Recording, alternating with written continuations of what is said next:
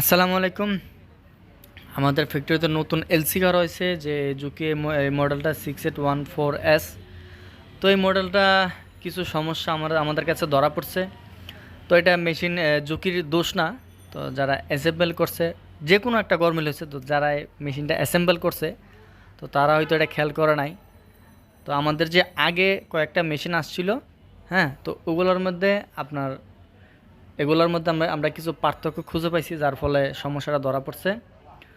তো ইয়ার ডিভাইস যেটা ইয়ার ইনপুট করে আপনার হাওয়াটা এবং রয়েসটা টানি নিয়ে যায়।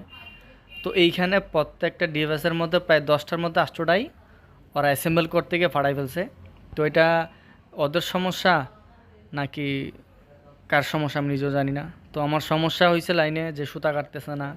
তো এখানে ইয়ার লিক করতেছে এ সাইড দিয়ে, তো সেজন্য সুতা টানতেছে না, রয়েস যাচ্ছে না। তো রিপেয়ার করার চেষ্টা করলাম। এরপরে এটা হচ্ছে আমাদের মানে আগের যেই মডেলটা আসছিল, সেম মডেলে আগে যে এলজিতে কয়েকটা মেশিন আসছিল, তো ওগুলোর মধ্যে স্টিল ছিল। তো তাই আমাদের এখন নেক্সটে আসছে যে প্লাস্টিক।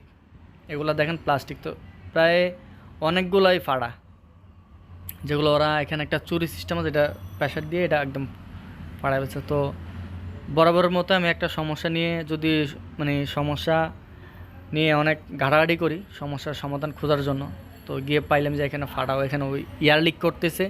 তো যার ফলে কিন্তু